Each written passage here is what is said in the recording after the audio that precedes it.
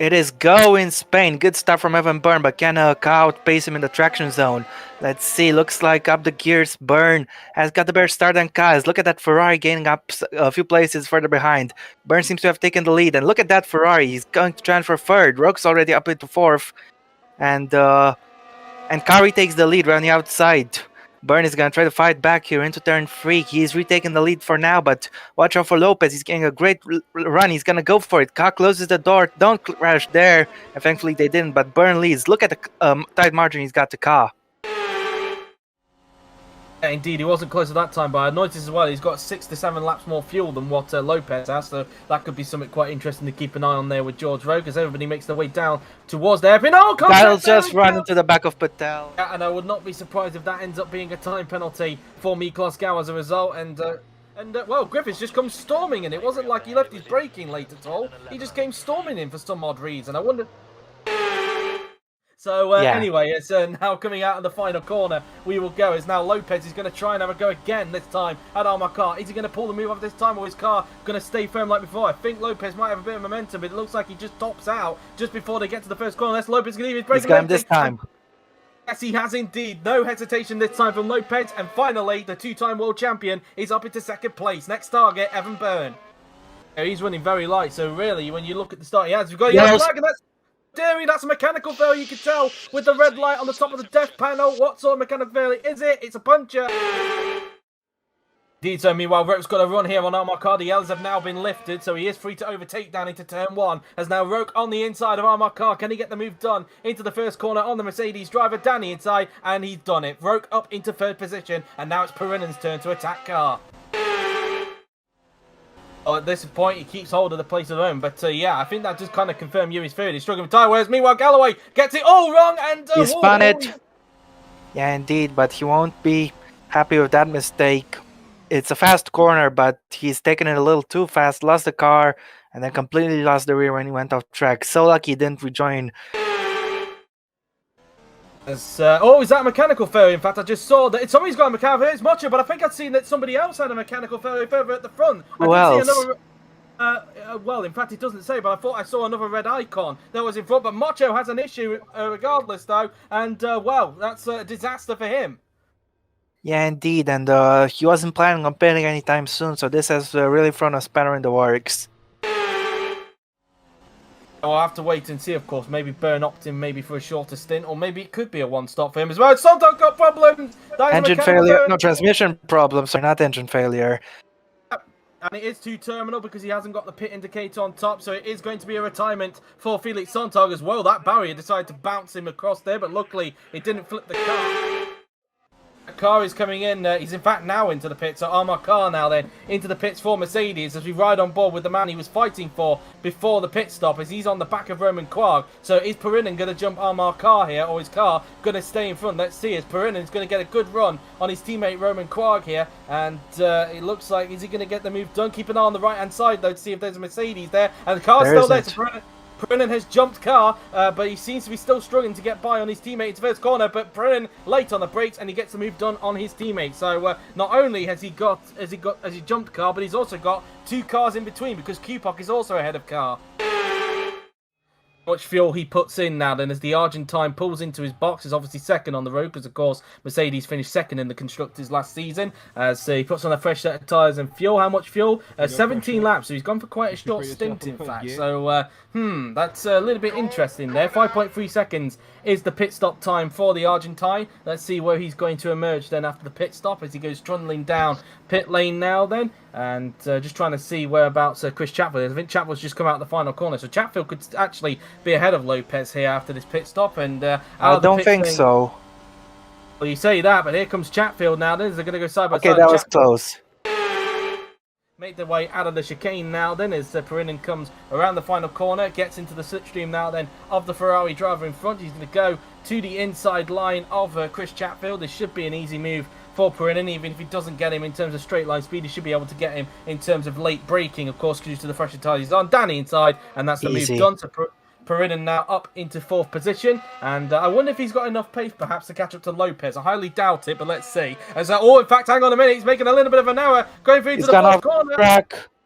Oh, he's lost the back end there, and as a result, it's handed Chatfield back P4 as a result of that. And, well, Perinen going to have to do all that hard work again there, clearly pushing a little bit too hard. Yeah, indeed. As now he's going to quickly do it. Roke takes the lead! Roke has taken the lead of the race! Something happened to Burn. Yeah, indeed. They were free to race, but not like this. Come on, man. Luckily, it was only a bump and run and nothing serious, but as a result, Roke is now in the lead of the race, and also on his fresher tyres, he's now all over the back of Barcic Kloss's Haas now. Then is he going to try and get the move done into the hairpin now? Then he's going to try and have a go. Is he going to go later on the brakes compared to the Haas driver? Oh, he's going to go straight into him, and he's taking damage. He's caused his own incident there, I'm afraid.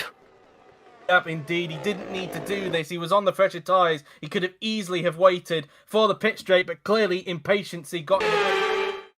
Let's see if we can get him here. He should be getting the move done easily. Look at the straight line speed he's got, and maybe he doesn't even need to wait for the corner. Danny inside he goes. Clear. That car is set up perfectly for the straights. Danny inside goes the two-time champion, and that is P2 easily. Next target for Lopez is George Roke. Whatever the case, Perinen is through into third place, so let's see. Wallinger has also pitted. I do wonder as well, there's a few cars also in the pits, one of them being Amelia Wilson. But I do wonder where Jesus Perinen factors in all of this, because of course he's on the same strategy as what Franco Lopez is. So I wonder where it factors with him when it comes to... In fact, he's got brake failure, no! Just as I was talking about him! Commentators' cars. Well, unfortunately, it was there, as I was talking about the fact that he might be fighting for a podium here today, but clearly not now. It's a brake issue for Jesus Perinen, and oh, what a shame for the Spaniard. The Spanish fans are not going to be happy with this one. As I don't think Waldinger is actually close enough to get the move done on Martins, but Wilson could be here on Galloway as they go down the corner. Oh, that's a little bit brave. Oh, that's my end of disaster. That was a little bit stupid. Had that lockup not happened, would Wilson have avoided that? I'm not sure. But either way, it's taken both Wilson and Martins out of the race. This was one hell of a dive bomb. And it's not gone well for Wilson, I'm afraid. She was very brave. We shall see, of course. Obviously, Roke will take the lead as a result of this. And I guess it will be a similar case of Lopez having to chase down the two Red Bulls once again. As he now comes in for his second of 3 stops. Let's just have a look at the fuel load, and 22 laps, and yep, that is a free stop there, so that does confirm that Lopez will have to pit once more before the end. He finishes his pit stop in 6.8 seconds. Roke goes through into the lead, and given the gap was around about 7 seconds between Roke and Byrne, I would imagine that Byrne is also going to go through as well, as Byrne is actually already onto the pit straight now then, and I think Byrne will take second place, which he will do. So at the moment it is a Red Bull 1-2, but Lopez is not too far behind Byrne. On track this stint, then Roke, won't be able to attack him in the final stint. So whoever is ahead after a pit, as Lopez finally makes the move, whoever is ahead after a pit stops will win this race. Lopez has a 6.5 second deficit to Roke, and he's got roughly about that. Oh, we got a spinner! We got a spinner for Quag. He caught a snap of understeer mid-corner, then ended up on the AstroTurf, and once he got onto the AstroTurf... For Franco Lopez, he's right on the gearbox of George Roke. He's going to go to the inside. This surely should be a lead change here for the two-time world champion as they go side by side down towards the first corner. And, well, Roke is all too familiar with drivers passing him for the lead here at the first corner. Same happened last season, although this time it's not the final lap. And on this occasion, Lopez is the one to pass him for the lead of the race, just as Michael Mocho overtakes Joseph Willows for P8. Indeed, as he's now into the pits for his final pit stop of the day now. Then let's see how quick the pit stop is going to be then from the Red Bull mechanics, as they'll put on a fresh set of tyres and of course fuel, which should take him to the end of the race. Let's get the clarification, and yes, that is going to the end of the race. So let's see how quick the stop is. It's a 6.1 second stop from the Red Bull mechanics. Let's see where Byrne is going to emerge then after the pit stops. You would imagine, will he still come out in third position, or will Perinen be in front? I think he's still going to be in third because nobody has come past the pit straight yet. So yeah, Byrne should still come out comfortably in third position, and he will have a bit of clear air in front. So that could be very interesting to see as Perinen is pitting at the end of this lap. In fact, I think Byrne could actually take the lead here because he was only 6 seconds behind Roque, and Roque was only about, 10 seconds behind Lopez, as they're now into the pits along with the Ferrari of Chris Chatfield, I think that is. But the top two are now in, and I think Byrne could actually take the lead. But of course, let's not forget Lopez and Roque have fresher tyres, so I think they'll be able to give chase as they finish off their pit stop. And yep, Byrne is going to take the lead of the Grand Prix, but of course, the chase is now on for Lopez. So basically, Rob, it's Hockenheim 2.0.